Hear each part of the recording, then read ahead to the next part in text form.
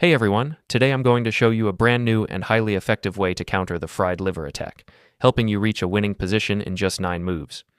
Recently, I uploaded a video showing how Magnus Carlsen handled this position as black against Gukesh. He began with the move pawn to d5, followed by a mysterious and creative idea, pawn to b5. The game eventually ended in a draw, but it was a fascinating display of strategy. Now, here's the interesting part. Most grandmasters, myself included, usually consider pawn to b5 to be an interesting and aggressive move, but not particularly solid, something best used against an unprepared opponent. However, Magnus has one of the most frustrating traits a human can have. He's almost always right.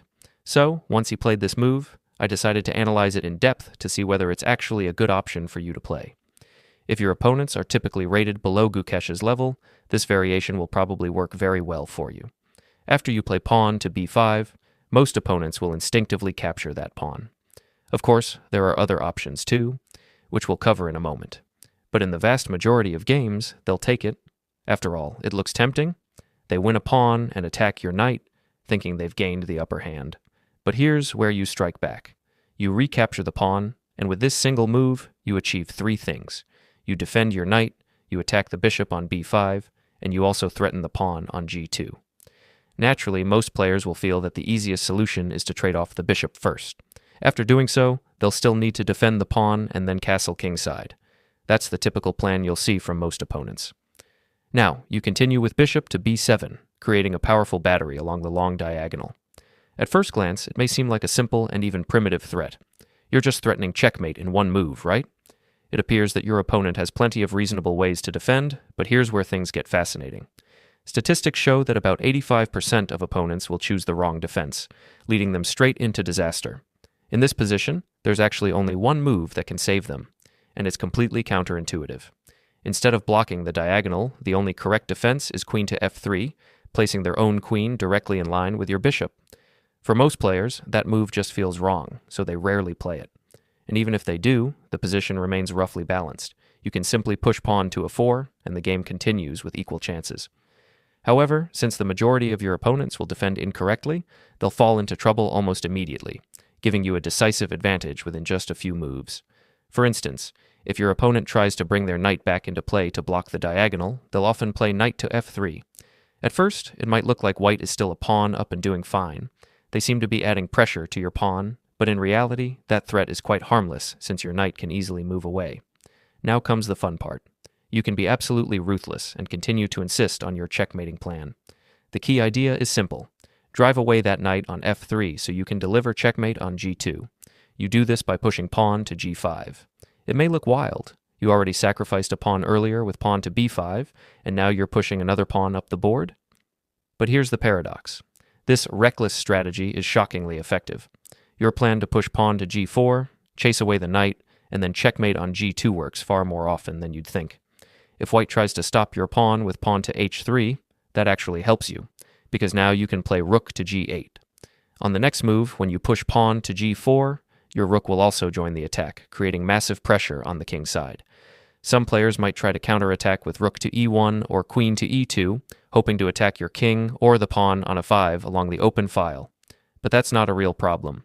You simply castle queenside, and surprisingly, your king is perfectly safe. Your bishop on b7 and your pawns form a strong defensive wall, almost like a mirror version of a standard kingside castle. And if your opponent ever gets greedy and captures the pawn on a5 with their knight, that's the end of the game, because you deliver checkmate in 1 with queen takes g2. That's why capturing with the rook isn't a good idea for white either. If they try to take the pawn that way, you simply stick to your original plan. Push pawn to g4 to tear open the g-file. Once white captures, you have a very pleasant choice. You can recapture with either your rook or your knight, and in both cases the attack is completely winning. If you choose to capture with the rook, the pressure on the king side becomes absolutely unbearable for white.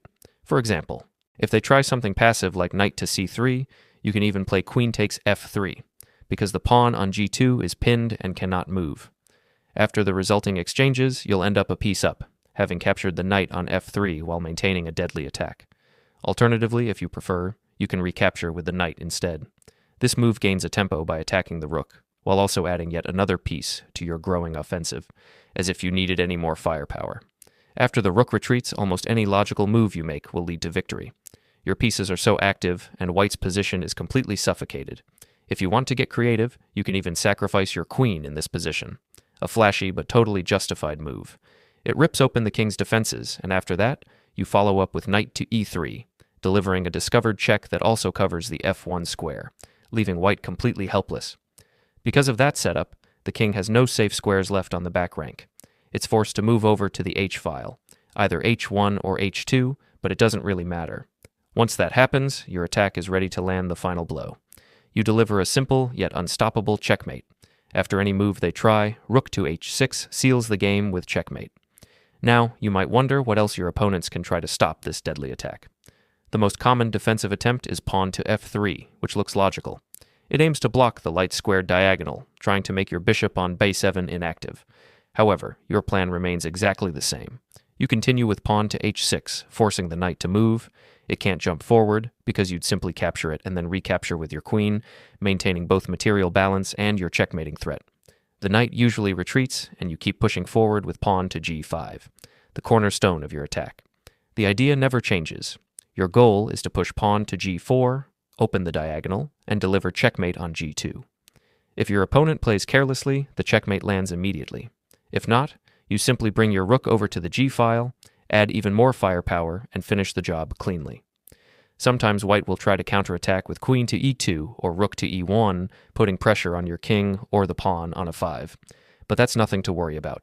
You just castle queenside, which not only keeps your king perfectly safe, but also activates your rook into the attack. After that, no matter what white does, whether it's pawn to d3 or anything else, your plan stays consistent.